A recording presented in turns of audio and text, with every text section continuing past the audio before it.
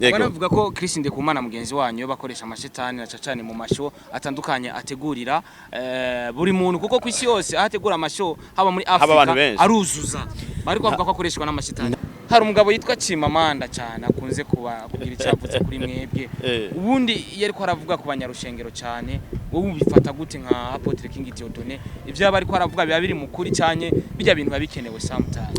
Iyo umaze kuja kuri rezo sociaux nce nibuka igihe wigeze gukora sinzi ko yari seminaire wigisha abadamu ukuntu bashobora gufata abo basanzwe bubakanye na cyane cyane mu gusomana like uko nguko ivyo nabyo bifasha iki ku muntu w'umukozi w'Imana.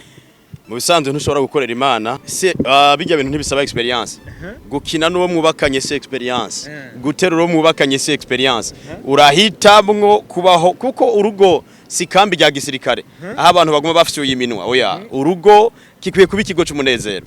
Bagerageje kuraba ukuntu uryoherwa n'umudamu wawe hari aba babona bakavuga ati bano bantu bari mu isi kumbure ntibari muri za Imana kuno muryohe gukamuterura like mu bisanzwe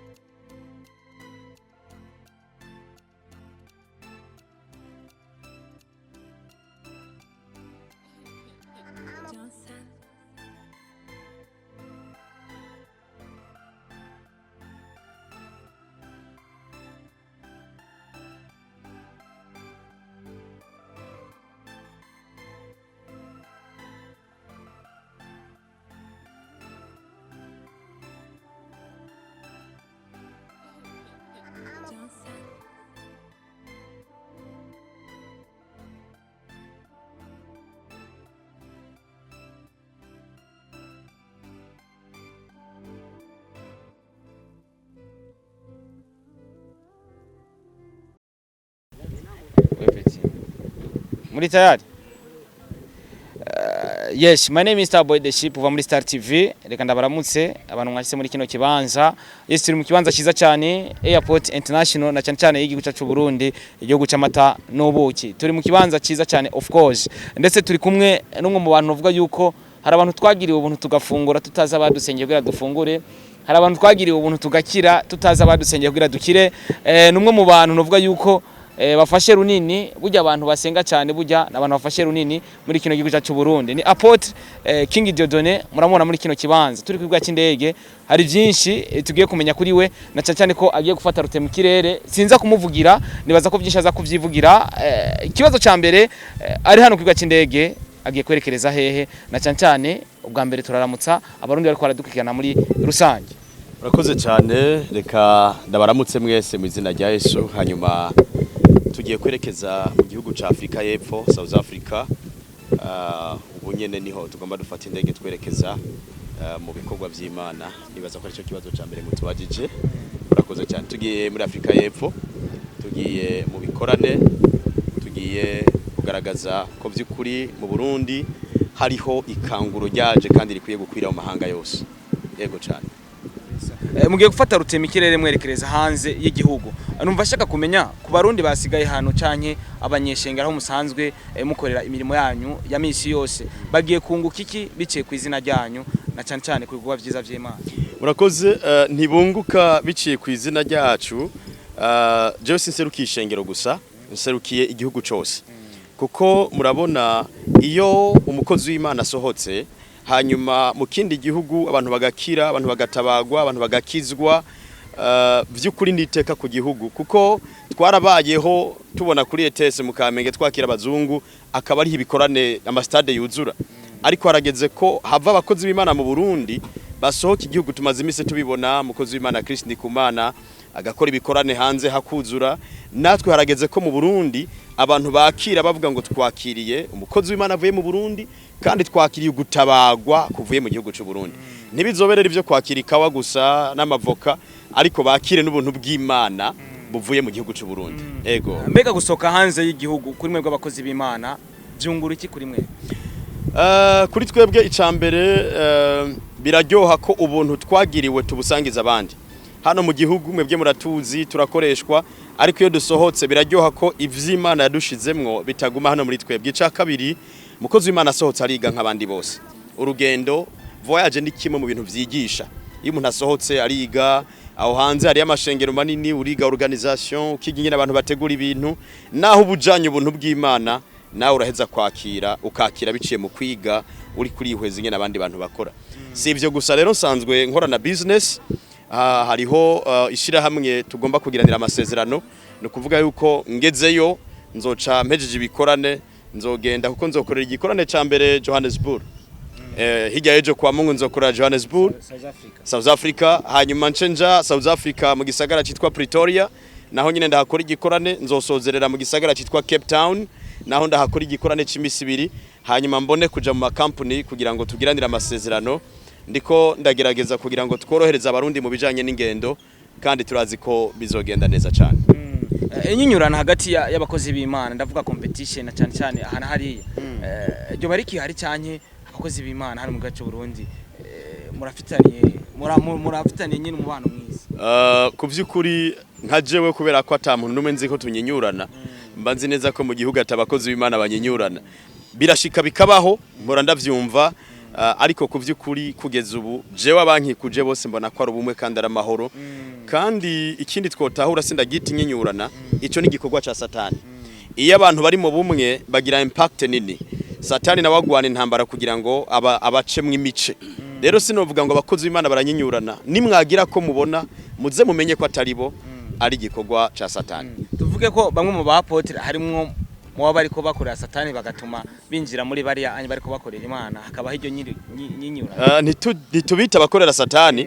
Satani ntiyitiza abakorera Satani ahubwo Satani yitiza abasanzwe bakorera Imana kuko kuvangirwa canke gukoreshwa na Satani canke gukora ibikorwa bitari vya Satani ntibisaba ko akoreshwa na Satani ariko birasigura ko Satani yinjira.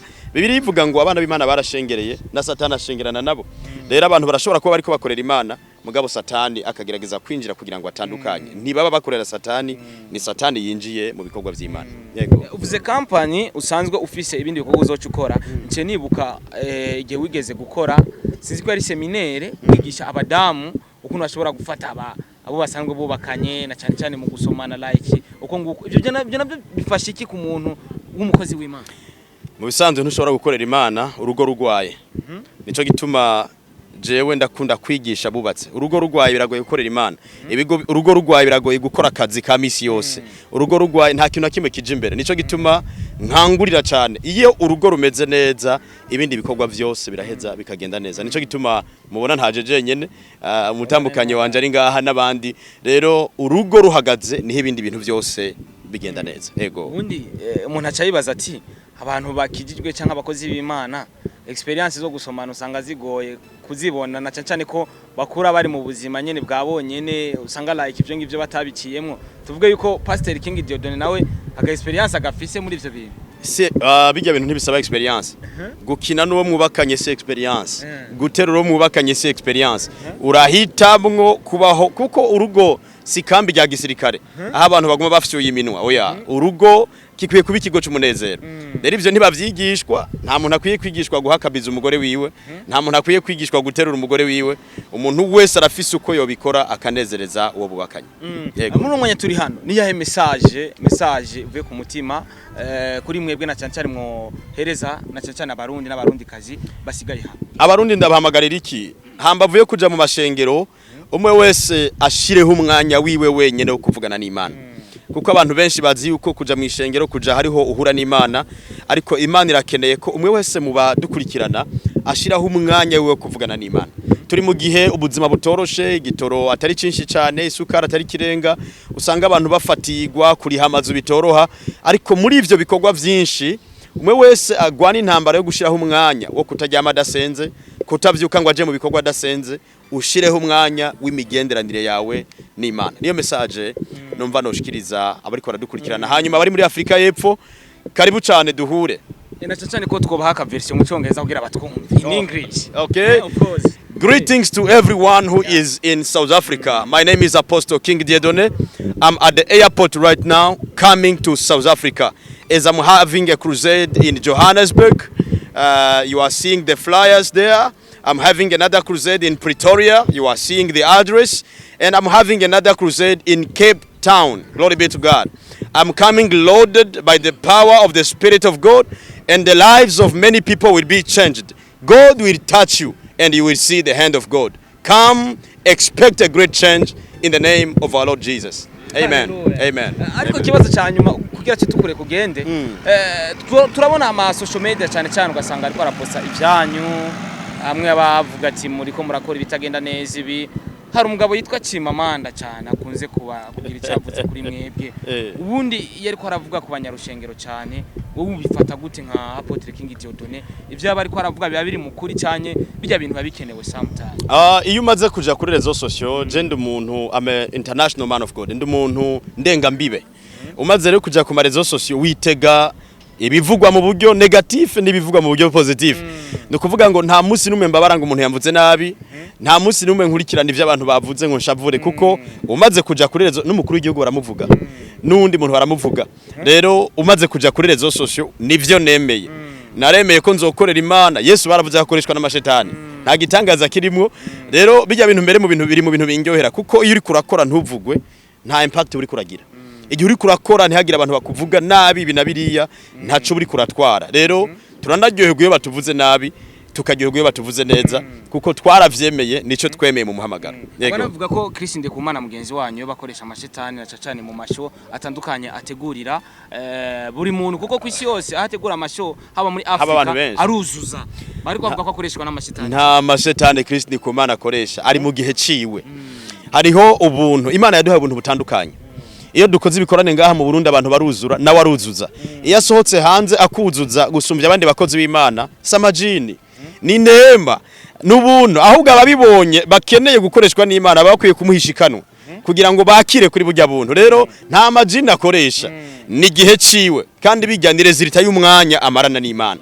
Imana imuha umugisha kandi Imana imwagure ariko abantu bavuga ko akoreshwa n'amashetani nukuri ndabateye intege kubera yuko uko babivuga niko Imana ibandanya kumukoresha ego akabazo kanyuma hari kavuga gati bagerageje kuraba kuntu uryoherwa n'umudamu wawe hari aba babona bakavuga ati bano bantu bari mu isi kumbure ntibari mwiza Imana kuno muryohe gukamuterura like mu bisanzwe bibiri ivuga ngo udashobora kubungabunga mu rugo rwiwe ntabereye kurongora ishengero jewe ndababazwa n'abakozi b'Imana n'abakizwa mu ngo zabo bama mu ngumu mu ngo zabo bamumenga n'amabox bose n'abakaratemane n'abakarate woman jewe niyumvira yuko kwishengero ndakarorero mu bisanzwe urugo rwanje rwononekaye abo ndongoye bose bica bipfa nico gituma rero jewe narahisemwo kunezereza umugore wanje n'abana banje hambavu yo gukorera Imana nongere shireho umwanya wo kunezereza mu bisanzwe gukorera Imana muhira bababaye ntuburi kurakorera Imana gukorera Imana muhira batabona ubugwaneza bwawe